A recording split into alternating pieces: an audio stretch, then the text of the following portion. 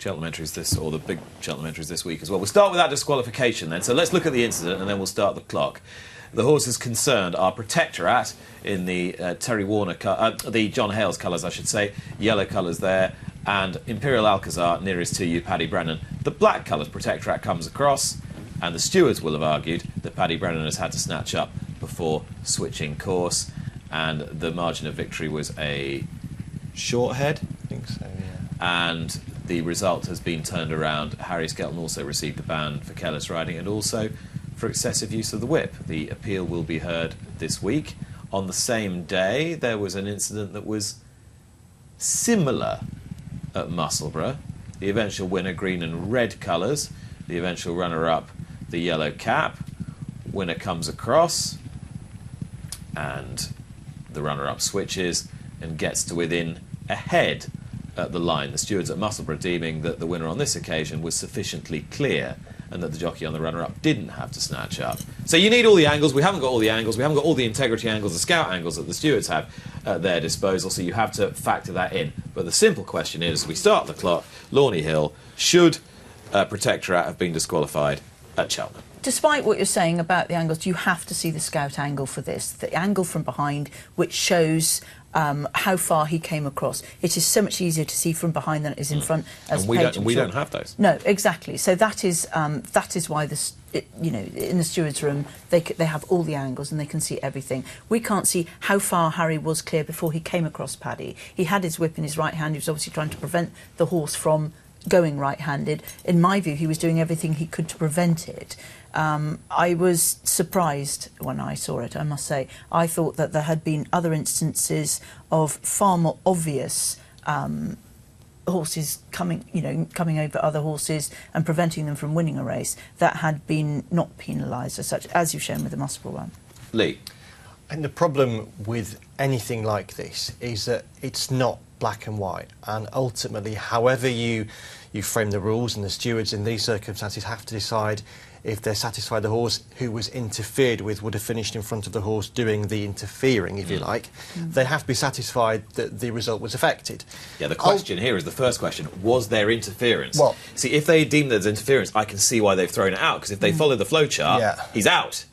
But it's a question of whether there was interference or not. The stewards clearly thought there was. The stewards thought that the Fergal O'Brien trained horse had to be switched behind across the winner. But my main point is ultimately these will always trigger debate and dissatisfaction, because ultimately a group of stewards have to give their opinion on it, and it can only ever be an opinion. There can't be a definitive right or wrong, and therefore if you're on the wrong side of the verdict, you're always entitled to feel aggrieved, because it's down to opinion. And the rules say the stewards have to be satisfied that in the balance of probability, it's not beyond reasonable doubt, it can't it's the balance of probability that horse X would have finished in front of horse Y but for that interference, and that's what they've come to. But it will go to appeal, and Dan Skelton will be on this programme next week. Back from Disneyland. Back from Disneyland. Yeah. Do you think Paul Nicholls is This going won't to be a Disneyland? fun fair. Very good. It'll be a roller coaster, I think. Well, I don't know. Very gentle one. Oh, Sort of one that I don't mind going on. You'll be there soon. Why are you shaking it? You don't like them?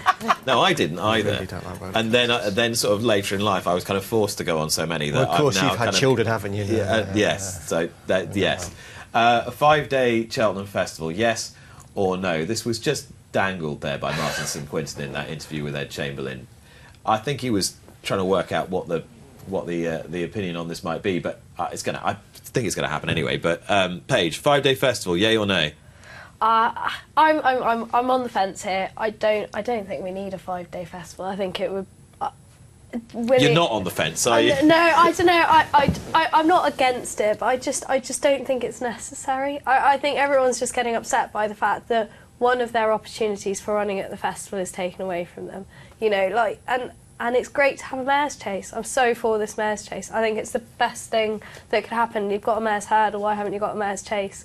And actually, I understand that some people will be disappointed that they've got their perfect race at Cheltenham and they're not going to have a chance to run in it. But we don't know which race it is yet. And, you know, if If it's the Kim Muir, well, you know, or something like that, they've got 2 other amateur races, or if it's some of these other handicaps and stuff. So this is the issue of removing one of the races to accommodate the Mayor's Chase. But what about the 5-day situation, Laurie? Well, it's got to be sponsored by Alcoholics Anonymous, I think, hasn't it, really? I mean, you've got to think of everyone's liver stuff. But, I mean, they said with Ascot, it should never be 5 days, but they do 5 days there now, don't they? So it sounds like that it's something that is going to happen. If they've even thought about it, and it's even got to the point where people are discussing it, it sounds like it might well be in the offing. Isn't this a straightforward debate between the purists who wants distilled quality at Cheltenham and those who are seeing things from a more commercial perspective? And I think that's ultimately how it would pan out. I think you can connect the Mayor's Chase debate and the 5th day debate in the sense that Cheltenham have admitted there are 5 races under consideration for the Acts, and I've gone through this in tomorrow's column in the Racing Post, and all 5 of those races you can make a justifiable argument why they should or could be dropped. If there are 5 races that could be axed, I think it's very hard to say that in racing terms you can justify a 5th day. The Bloodstock review, something that Lee was working quite hard to promote. It happened. It's now been published. We talked about it before it was published. We talked about it before it was published. Now, OK, so now it's been published. Yeah. Has the full document lived up to what you hoped it would be? And is it going to be effective in promoting better practice within the bloodstock industry? I think it's an excellent document. I think Mark Johnson makes a point in his magazine that it's maybe a bit wordy and repetitive, and I think that's a fair call. But I think ultimately what's in it is what was in the leak version that the Racing Post carried in August, and then some. It's extremely strong. I think those figures within the bloodstock industry, when the Racing Post first started reporting on this, who said there's nothing to see here, it's mere distraction, everything is above and board, this is a perfectly functioning industry, that has been made to look rubbish. The majority of people who operate within bloodstock, buying and selling horses, behave perfectly fairly and with propriety. However, there are a number of people, and even if it's a small percentage, when that's extrapolated to actual people, it's too many people who are not behaving well. Felice, in his report, explains the inappropriate, improper, the criminal behaviour that's taking place. There are very strong quotes within it. The response from the industry so far has been largely positive. There's a bloodstock industry forum, which was one of his recommendations, set up to try and go through the report and the recommendations. It has to deliver now, though. The things he's recommended need to be put through. Disappointing that one of his initial key recommendations, the licensing of agents, is being resisted. Not surprising, he makes a point in his report that the key group who were against the licensing of agents were agents. But that has to happen. Well, it's not going to be anyone else. No. Luck money has to stop. This whole industry has to be shaken up for its own benefit. And that's the thing. The industry will benefit most from the bloodstock industry, the buying and selling of horses being completely changed, is the bloodstock industry. It's for their own benefit. And if it can happen, then that industry and racing will be all the better for it. OK, watch this space. VIPs. This was a story that appeared on the front of The Guardian this week, and it's timely because we're in an era where we talk a lot about problem gambling, and there's a sort of an increasingly censorious attitude toward any kind of gambling. There have always been VIP clients of bookmakers, Lorne, but it's now coming into force that these terms to sort of flatter people, if you like, to flatter clients in the hope of getting more money out of them is going to stop. Not being a betting person, I'm not fully au fait with all But this, it's not really a betting specific issue. It's about how you treat, how you attract customers and get them to part with their money. But they're getting them in all the time, and then they seem to be sort of like it's like the chase is more exciting than once you've actually got them there. I don't think they look after them particularly well once they do have them there. Well, you think the VIP service is not commensurate with a VIP status? Well, I wouldn't know because as I say, I'm not a betting person. So it's probably on this one the wrong person to ask. But it's a question of ethics, isn't it, Lee? Yeah, I mean, I think what the Gambling Commission has found is that the percentage of their problem cases, like their enforcement cases, the percentage of those that relate to VIP clients is worryingly high, and I think what or, you or could... clients that are called VIPs. What by are the called gaming VIPs, companies, yeah. And I think what you can infer from what the Gambling Commission is implying is that how bookmakers are treating those VIP clients and perhaps exploiting those VIP clients is a cause for concern. And it would seem to be another example of where the bookmaking industry, a little like the Bloodstock industry with the review, has the potential here to reshape itself in a positive way. And it might well be that the reason for doing that has come from an external body, but if that is the case and things do improve, then so much the better. But it's not going to help at the moment. Stories like this are not going to help put people's minds at rest that gambling isn't a dirty word. No, that's right. And of course, one of the big themes from the previous decade has been the way in which the perception of bookmakers has gone from them almost being bracketed alongside estate agents and journalists as really unfortunate figures to almost being venomised and being demonised. And the reputation of bookmakers among the wider public, because of the media, how the media's interpreted them and presented them, both television and newspapers, has drastically changed. Where would we put journalists in relation to bookmakers at the well, moment? of course, we're just simply misunderstood figures who are trying to change the world for the better. Journalists here, bookmakers here, Far worse. politicians here. Yes. Yeah. Where are trainers on the scale? I might What ask? trainers at Link seamless. Yay, Seamlessly. We don't just throw this programme together. No, clearly. If you read the latest NAS, National Association of Racing Staff magazine, and the back page of it, have a look at this. You don't feature very highly. It's a spoof Christmas quiz. Look at this. Name the trainer that thinks part-time staff do not have the right to holidays. Name the trainer that thinks part-time members of staff aren't entitled to receive pool money. The trainer who believes he, not you, Lorne, is above the law by refusing to pay for work completed. Name the trainer who thinks he, again, not Lorne Hill, can refuse to pay his staff because he doesn't agree with it, and on it goes. And actually, I'm being flippant, but I shouldn't be, because this is a serious point that's being put in a Christmas quiz. Clearly, George McGrath feels that these are subjects that need to be raised. But is this the right way to raise issues like this? And is it emblematic of the industry as a whole? To be honest, I had absolutely no idea any of those issues. And maybe we should be aware of the fact that some trainers have done these things in the past year. The fact that they've got 12 of them together, I mean, I'm horrified to even see some of this happening. And maybe, I don't think at Christmas time as well, to put it in as a spoof Christmas quiz, for 16-year-olds to look at it who haven't got a clue, for them to take it back, their parents look at it who might have no clue about racing, you know, they might have gone to racing school, not be involved at all,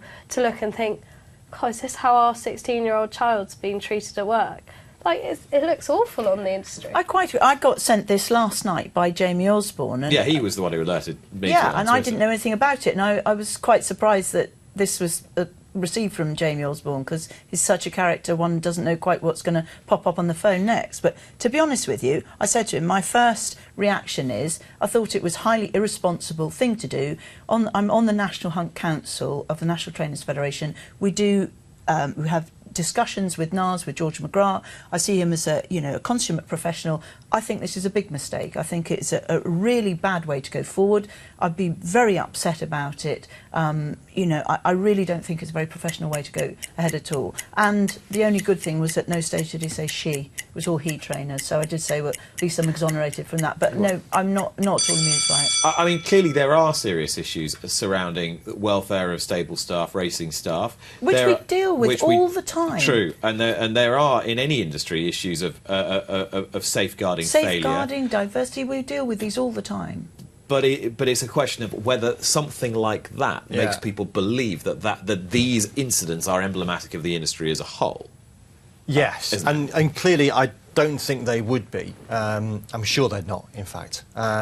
What I would say... They may have been in the past, but because of people with NAS and with the federations we have now, they're becoming the past. But these are all incidents that have happened in the last year. I mean, that's clearly fact. It's just a question of whether it's a fair reflection of the industry. Do we know this is fact? Well, and how many trainers were the same trainers as well? Like, do we know it could be the same trainer for every single one. Yeah, exactly. And where are the answers? One other interesting aspect into it, and it may be perhaps links to the whole debate that took place around apprentices and feeding. Yeah, it feels that if these instances all took place it would indicate perhaps that the people who were the victims in each case lodged or informed their trade association, but perhaps didn't lodge an official complaint with a regulator or with the trainer themselves.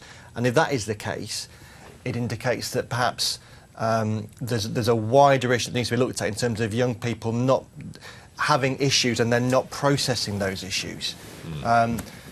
But it's clearly kicked off, and if it triggers a debate, and then maybe that's a good thing. Yeah, but yes, I think there are clearly questions to be answered, but it's just a question of whether it's the right vehicle for doing it. In my view, the wrong way of bringing about this subject and getting it sort of. OK, we're talking about it now, so it's aired, it hasn't it? And I should say as well that in a piece I did last weekend, looking at the current decade, George is actually largely very positive about the changing nature of relationships between trainers and staff. This is something we've all worked very hard to do, with negotiations on wages and holidays and everything like this all the time. That's why I personally feel disappointed, but that's a personal reflection. And we've gone way over the clock, but I don't make any apology for that because it's important. It's important to debate. OBEs. I presume this is a reference. I have no idea. Lee and I can't believe we were missed out. I know. Is that an outrage? Page full of MBE. Dame Lornie Hill. Dame Lornie Hill. We decided we're definitly the Dames. I'll take whatever's coming. Of that, there's very little doubt. But I mean, Paul Nicholls and. What am I trying to say here? I thought it was lovely that Her Majesty, when she's presented with this list, now we don't know what happens behind the scenes, but the fact that she's got both these names, you can imagine the smile on her face when she thinks, oh, they're both getting one. And I spoke to, because the way this works is the Press Association puts out a list a couple of days before that gets sent around the media, and we get told. So we can contact people, and so we can ring Olivia Newton-John and say, oh, Dame Olivia, marvellous news. Anyway, so Paul Nicholls and Nick Henderson both get OBEs. I spoke to them both on the morning before, or the morning it was announced. So it was announced in the evening, I spoke to them in the morning. Yeah. Now, at that point, I tried to drop in, do you know of anybody else in racing who's getting one? No, I don't know. And one would hope that they didn't both know they were both getting one, that at 10:30 when the announcement came out, it was like, oh, he's getting one as well. Isn't that lovely? At least everyone knows where they live as well, so when their address is leaked, it doesn't matter. But they both also, it's great for jumps racing, because these are the two guys that not only have been fantastic trainers, they've been fantastic at presenting the sport, because we, the media, this programme, the Racing Post, Racing TV, Sky, ITV, were conduits between the sport and the fans, and we require the cooperation of people like Paige and Lornie and the trainers and jockeys to promote the sport. Paul and Nikki are both excellent. When you ring them up, when you interview them, they're both marvellous at talking about their horses.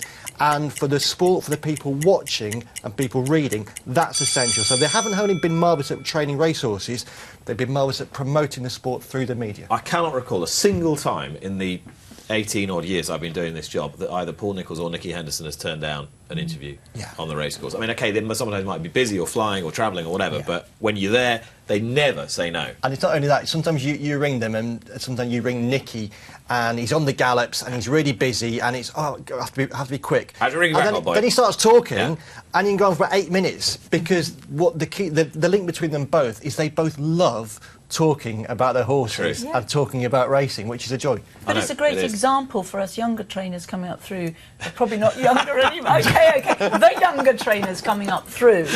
OK, thanks for that. You've had a dame already. I know, but I'm older than Paul Nicholls anyway. But coming up through, that this is the way that it is the way to go forward. You know, we've gone away from the dark days of trainers not talking to the press. This is the way forward. This is 2020. Oh, we've got to get on, because I've got to get Dave Roberts in. Streaming. Nothing to do with your nasal passages during the winter months. This is to do with media rights and the income that is going to be garnered from media rights, and why streaming, i.e. getting the race direct through to your tablet or whatever device you use, is going to be the future. Well, of course, first of all, media rights are critical to people like Lornie and Paige, because media rights delivers prize money. So racecourses need to protect and enhance their media rights. what they have been finding is that very often online bookmakers have used racing as a loss leader. So the margins have been very, very tight because they're trying to bring customers in. So odds have been very good, the offers have been very good, and therefore racecourses who've been in effect funded on almost like a profits-based system haven't been doing so well. What's changing now is that on the online platforms, we're going from a bet and watch or watch and bet. Yeah. So in future, racecourses will be funded much more on a turnover-based system through bookmakers. Up to now, bookmakers pay every time someone clicks on a race video and watches a race live. Bookmakers pay racecourses a fee. In future, anyone who is an account holder with that bookmaker will be able to watch the action live on their website, and the bookmakers will be paying racecourses to stream that service. Yeah, and they'll get a percentage of turnover. So racecourses, so far, it's Arena Racing Company, have had actually a considerable degree of success at doing deals with racecourses. William Hill, the latest big one to sign, Sky Bet so far holding out. What's happening now with ARC will happen with the Racecourse Media Group into the spring when their contracts come up for renewal. But for racecourses and therefore racing professionals, the success of this revamp model is actually a very good thing. And the revamp model is necessary because of the situation, the per-shot payments went because of the FOB-Ts, and absolutely, etc. See issues passed many times, many times. Those were this week's Talking Points. Subscribe to Racing TV to be notified when more Luck on Sunday videos are appearing online. And don't forget to join me for the show every Sunday morning from 9 o'clock with the best guests.